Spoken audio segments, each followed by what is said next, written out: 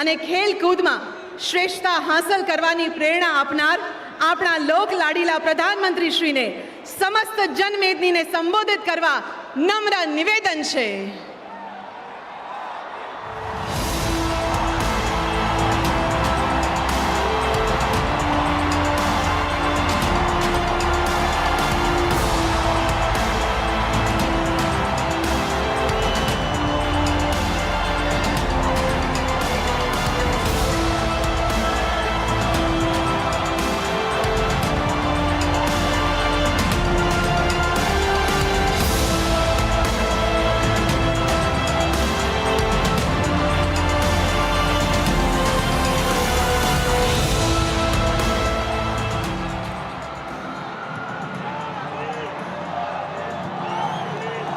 नमस्कार।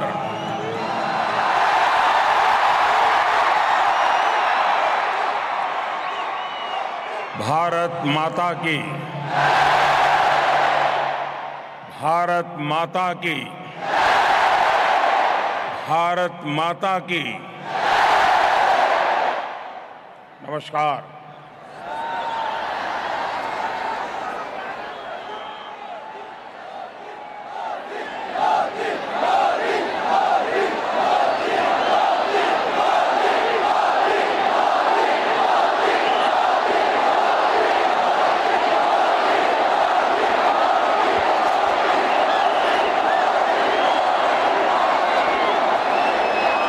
गुजरात के गवर्नर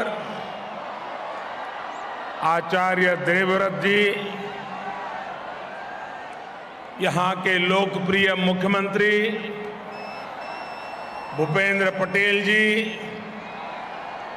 संसद में मेरे साथी और प्रदेश भारतीय जनता पार्टी के अध्यक्ष CR पाटिल जी, गुजरात सरकार में खेल राज्य मंत्री श्री हर्ष संघवी जी, संसद में मेरे सहयोगी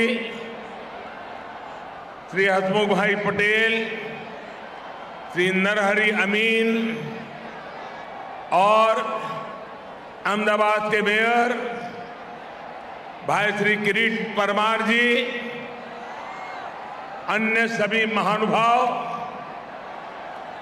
और गुजरात के कोने कोने से आए मेरे युवा दोस्तों,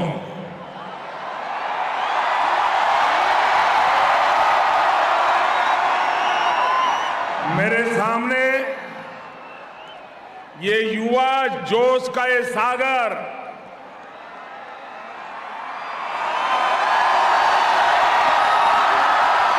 ये उमंग, ये उत्साह की लहरें,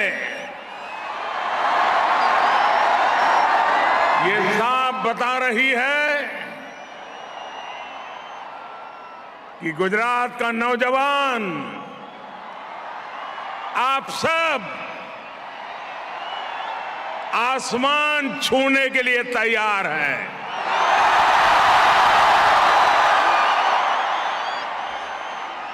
ये न केवल खेलों का महाकुंभ है, बल्कि ये गुजरात की युवा शक्ति का भी महाकुंभ है।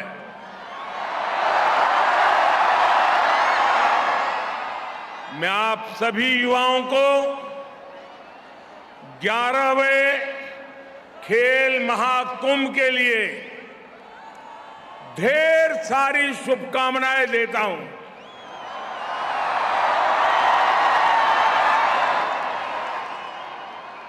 मैं गुजरात सरकार को विशेष रूप से यशस्वी मुख्यमंत्री श्री भूपेंद्र भाई पटेल को भी इस भव्य आयोजन के लिए बहुत बहुत बधाई देता हूं।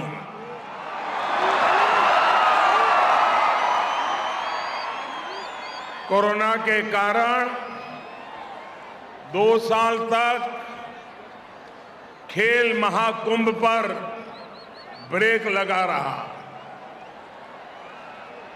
लेकिन भूपेंद्र भाई ने जिस भव्यता के साथ इस आयोजन को शुरू किया है, उसने युवा खिलाड़ियों को नए जोश से भर दिया है।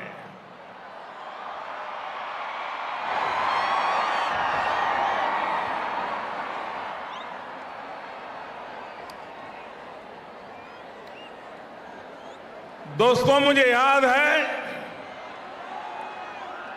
12 साल पहले 2010 में गुजरात के मुख्यमंत्री के नाते उस कार्यकाल में खेल महाकुंभ की शुरुआत की थी। और आज मैं कह सकता हूं, जिस सपने का बीज मैंने बोया था, आज वटवृक्ष बनता दिखाई दे रहा है।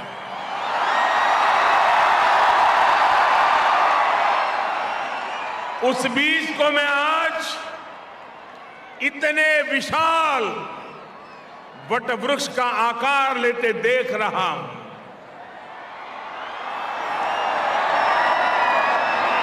दो 2010 में पहले खेल महाकुंभ में ही गुजरात ने 16 खेलों में 13 लाख खिलाड़ियों के साथ इसका आरंभ किया था। मुझे भूपेंद्र भाई ने बताया कि 2019 में हुए खेल महाकुंभ में ये भागीदारी 13 लाख से 40 लाख युवाओं तक पहुंच गई थी। 36 स्पोर्ट्स और 26 पैरा स्पोर्ट्स में 40 लाख खिलाड़ी, कबड्डी, खो खो और टग ऑफ वॉर से लेकर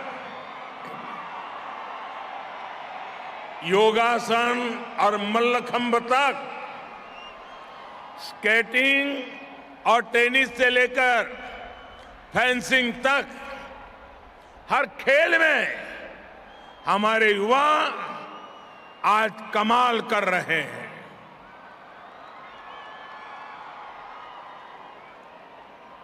और अब यह आंकड़ा 40 लाख को पार करके 55 लाख पहुंच रहा है।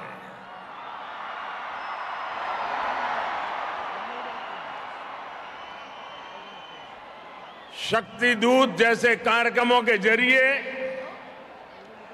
खेल महाकुंभ के खिलाड़ियों को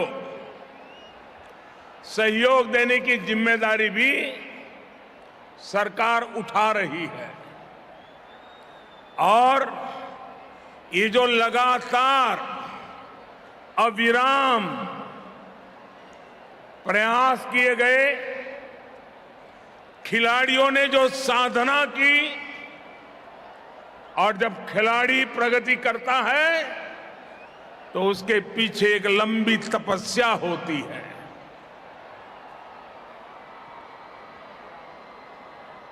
जो संकल्प गुजरात के लोगों ने मिलकर लिया था, वो आज दुनिया में अपना परचम लहरा रहा है।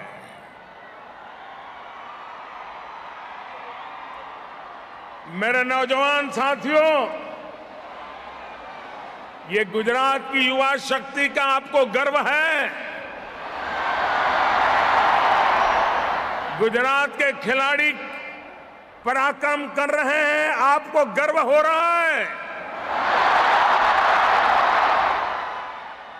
खेल महाकुंभ से निकलने वाले युवा ओलंपिक्स, कॉमनवेल्थ और एशियन गेम्स समेत कई वैश्विक खेलों में आज देश का और गुजरात का युवा अपना जलवा बिखेर रहे हैं। ऐसी ही प्रतिभाएं इस महाकुंभ से भी आपके बीच से ही निकलने वाली है। खिलाड़ी युवा तैयार करते हैं, खेल के मैदान से उभरते हैं और पूरे हिंदुस्तान का परचम दुनिया में लहराते हैं।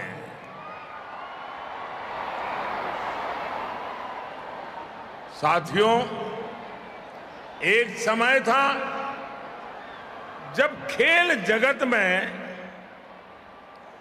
भारत की पहचान केवल एक दो खेलों के भरोसे टिकी थी। इसका नतीजा ये हुआ कि जो खेल देश के गौरव और पहचान से जुड़े थे उन्हें भी भुला दिया गया। इस वजह से खेलों से जुड़े संसाधन बढ़ाने, स्पोर्ट्स इंफ्रास्ट्रक्चर को आधुनिक बनाने पर जितना ध्यान देना चाहिए था, जितनी प्राथमिकता देनी चाहिए थी, वो एक प्रकार से रुक गया था। इतना ही नहीं, जैसे राजनीति में भाई भतीजावाद घुस गया है, खेल जगत में भी खिलाड़ियों के चयन में पारदर्शिता की कमी भी एक बहुत बड़ा फैक्टर थी। खिलाड़ियों की सारी प्रतिभा परेशानियों से जूझने में ही निकल जाती थी। उस भंवर से निकालकर भारत के युवा आज आसमान छू रहे हैं।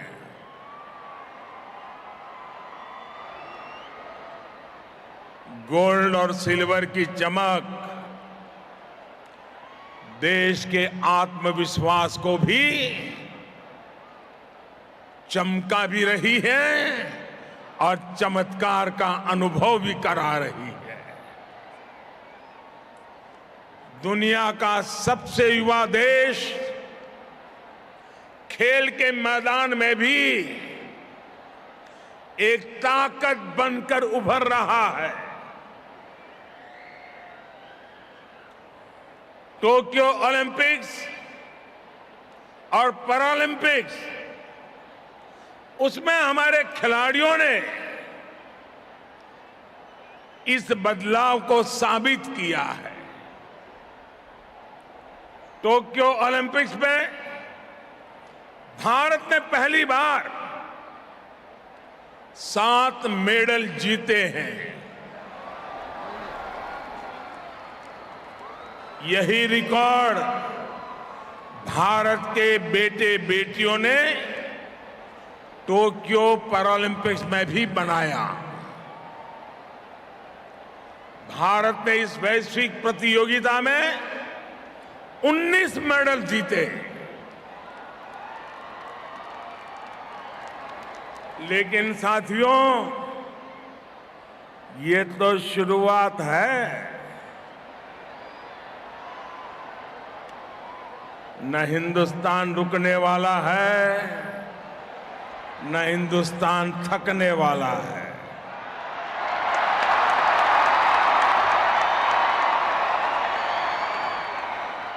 मुझे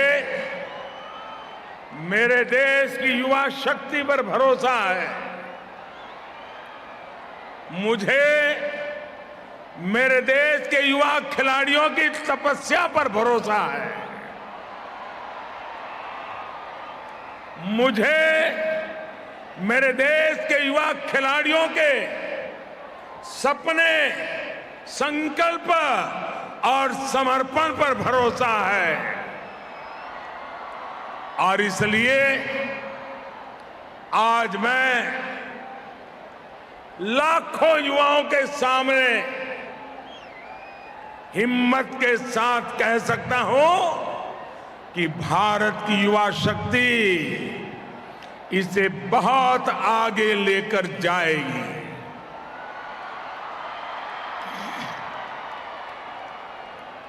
वो दिन दूर नहीं जब हम कई खेलों में कई गोल एक साथ जीतने वाले देशों में हिंदुस्तान का तिरंगा भी लहराता होगा।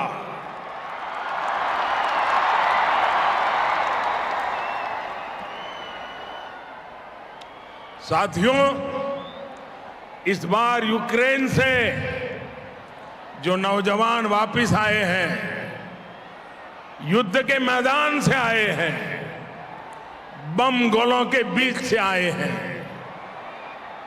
लेकिन आकर के उन्होंने क्या कहा? उन्होंने ये कहा कि आज तिरंगे की आन बान शान क्या होती है, ये हमने यूक्रेन में अनुभव किया है।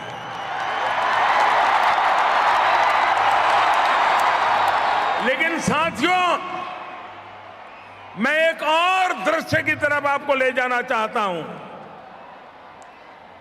जब हमारे खिलाड़ी मेडल प्राप्त करके पोडियम पर खड़े रहते थे और जब तिरंगा झंडा दिखाई देता था, भारत का राष्ट्रगान होता था, आपने टीवी पे देखा होगा हमारे खिलाड़ियों की आंखों से हर्ष के, गौरव के आंसू बह रहे थे। ये होती है देशभक्ति। साथियों, भारत जैसे युवा देश को दिशा देने में आप सभी युवाओं की बहुत बड़ी भूमिका है। आने वाले कल को युवा ही गढ़ सकता है और वही गढ़ सकता है जो उसके लिए संकल्प लेता है और संकल्प के साथ समर्पण से जुट जाता है।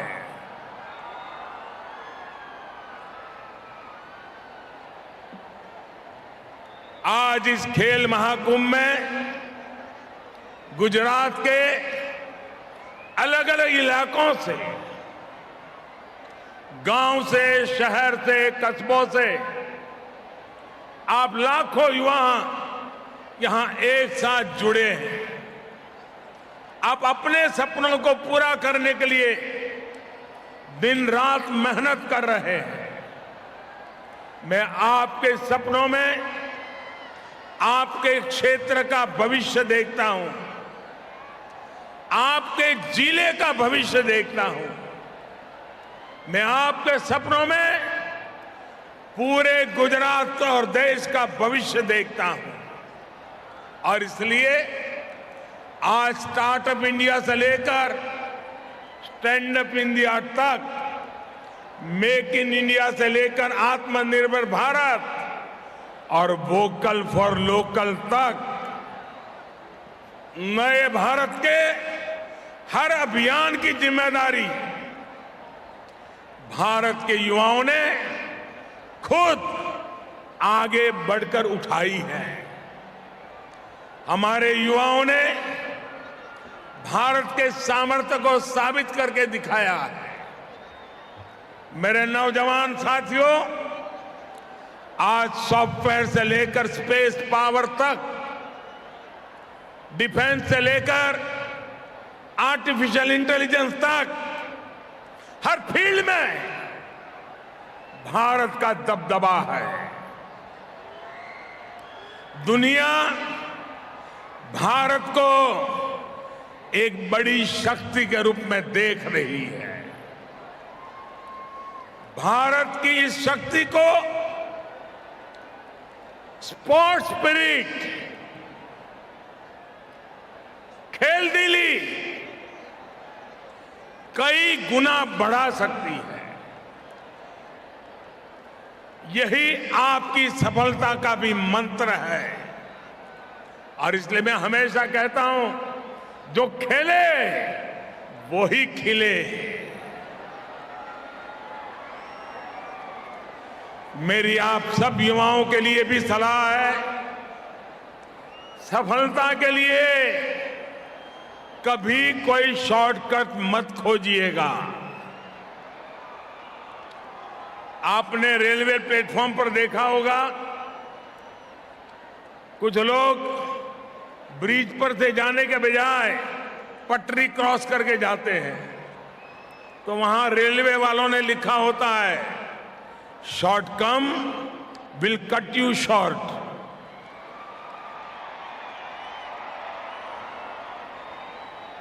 शॉर्टकट का रास्ता बहुत अल्पजीवी होता है। साथियों, सफलता का केवल एक ही है, उसका एक ही मंत्र है, लॉन्ग टर्म प्लानिंग और कंटिन्यूअस कमिटमेंट। न एक जीत कभी हमारा आखिरी पड़ाव हो सकती है और न ही एक हार। हम सबके लिए हमारे वेदों ने कहा है, चरैवेति चरैवेति चरैवेति। आज देश भी अनेक चुनौतियों के बीच बिना रुके, बिना थके और बिना झुके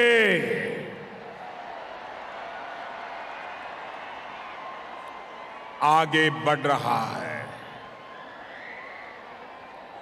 हम सबको मिलकर के सतत परिश्रम के साथ लगातार आगे बढ़ना है।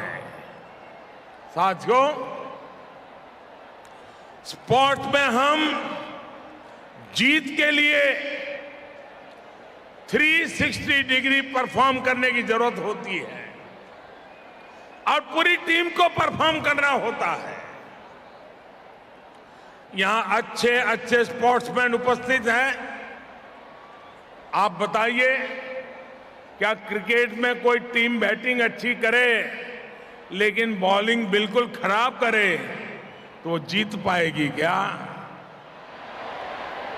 या टीम का एक खिलाड़ी बहुत अच्छा खेले लेकिन बाकी सब परफॉर्म न करे तो भी जीतना मुमकिन होगा क्या?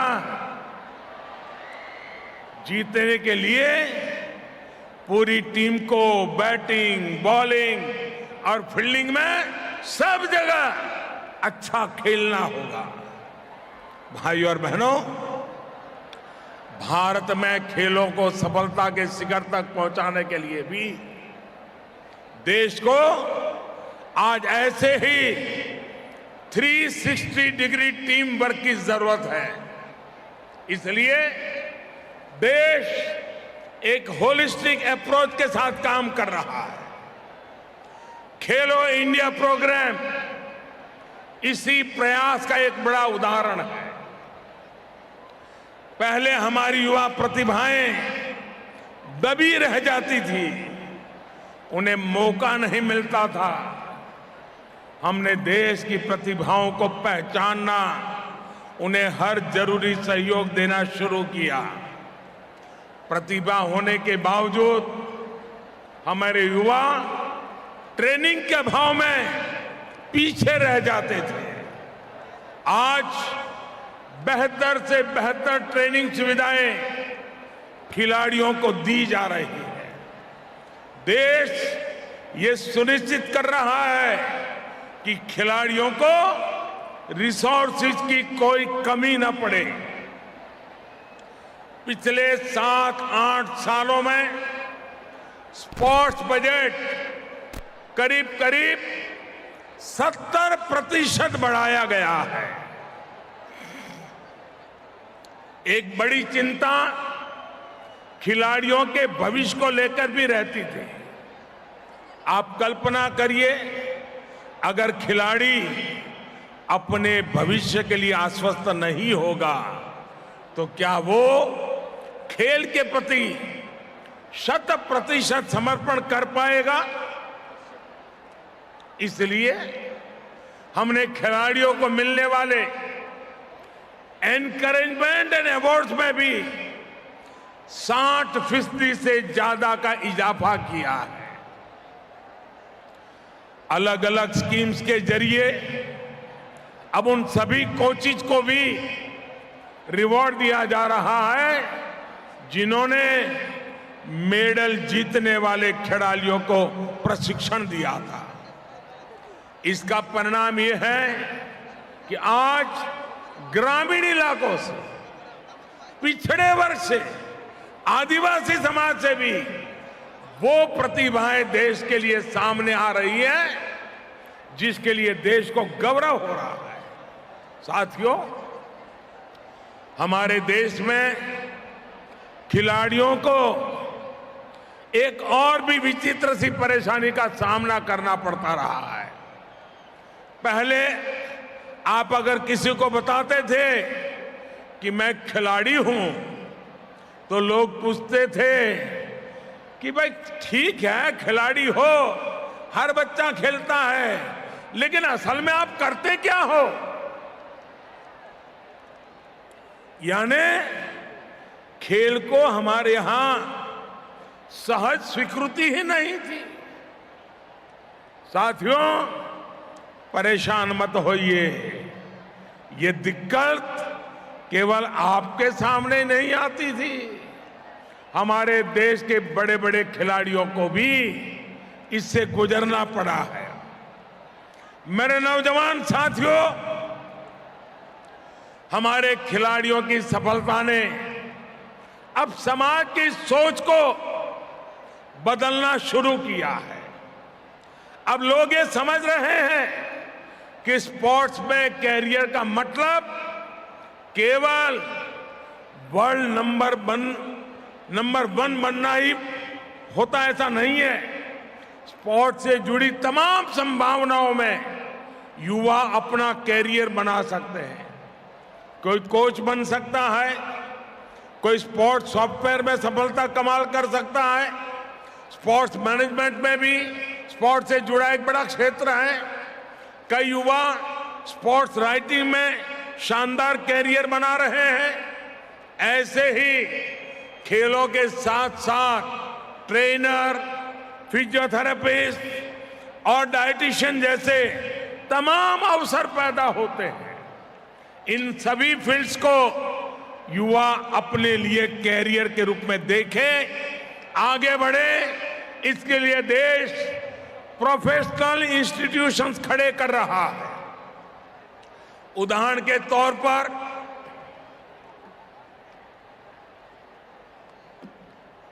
2018 में हमने मणिपुर में देश की पहली नेशनल स्पोर्ट्स यूनिवर्सिटी की स्थापना की। स्पोर्ट्स में हायर एजुकेशन के लिए यूपी में भी मेजर ध्यानचंद स्पोर्ट्स यूनिवर्सिटी शुरू होने जा रही है। IIM रोहतक ने स्पोर्ट्स मैनेजमेंट में पीजी डिप्लोमा भी शुरू किया है। हमारे गुजरात में स्वर्णिम गुजरात स्पोर्ट्स यूनिवर्सिटी भी इसका एक बड़ा उदाहरण है। स्वर्णिम गुजरात स्पोर्ट्स यूनिवर्सिटी ने यहां स्पोर्ट्स इकोसिस्टम बनाने में बड़ी भूमिका निभाई है। मुझे बताया गया है कि गुजरात सरकार स्पोर्ट्स इकोसिस्टम और इंफ्रास्ट्रक्चर को और व्यापक बनाने के लिए तालुका और जिला स्तर पर स्पोर्ट्स कॉम्प्लेक्स भी बना रही है। ये सभी प्रयास स्पोर्ट्स वर्ल्ड में गुजरात और भारत की प्रोफेशनल प्रेजेंस को और मजबूत करेंगे। मेरा एक सुझाव ये भी है कि गुजरात के विशाल तटीय संसाधन, हमारे पास लंबा समुद्री तट है। इतना बड़ा समुद्री तट है अब हमने खेल के लिए, स्पोर्ट्स के लिए, हमारे इस तटीय क्षेत्र के लिए भी खेल की दिशा में आगे आना चाहिए। हमारे यहां इतने सुंदर बीचेज है। खेल महाकुंभ में बीच स्पोर्ट्स की संभावनाओं के बारे में भी सोचा जाना चाहिए। साथियों, आप जब खेलेंगे, फिट रहेंगे, स्वस्थ रहेंगे, तभी देश के सामर्थ्य से आप भी वैल्यू एडिशन करने वाले एक महारथी बन जाएंगे और तभी आप राष्ट्र निर्माण में अपना योगदान देंगे। मुझे पूरा भरोसा है कि इस खेल महाकुंभ के आप सब स्टार अपने अपने क्षेत्र में चमकेंगे, नए भारत के सपनों को साकार करेंगे। मैं युवाओं के सभी आज परिवारजनों से भी आग्रह करना चाहता हूं। वक्त बहुत बदल चुका है। अगर आपके संतान में बेटा हो या बेटी, अगर खेल में उसकी रुचि है, आप उसको खोज निकालिए और उसको उत्साहित कीजिए, उसको आगे बढ़ने के लिए प्रोत्साहन दीजिए। आप किताबों के लिए उसको वापस मत खींचिए। उसी प्रकार से मैं पहले दिन से, जब खेल महाकुंभ शुरू हुआ तब से कह रहा हूं कि गांव में जब खेल महाकुंभ का कार्यक्रम चलता हो, पूरा गांव वहां मौजूद रहना चाहिए। तालियां बजाने से भी खिलाड़ी को एक नया हौसला बुलंद हो जाता है। गुजरात का हर नागरिक किसी न किसी खेल महाकुंभ के कार्यक्रम में फिजिकली जाना चाहिए। आप देखिए, गुजरात भी खेल की दुनिया में अपना परचम लहराएगा। हिंदुस्तान के खिलाड़ियों में गुजरात के खिलाड़ी भी जुड़ जाएंगे। इसी एक अपेक्षा के साथ मैं फिर एक बार भूपेंद्र भाई और उनकी पूरी टीम को बधाई देता हूं। सभी युवाओं को शुभकामनाएं देता हूं। मेरे साथ बोलिए, भारत माता की, भारत माता की, भारत माता की। बहुत बहुत धन्यवाद।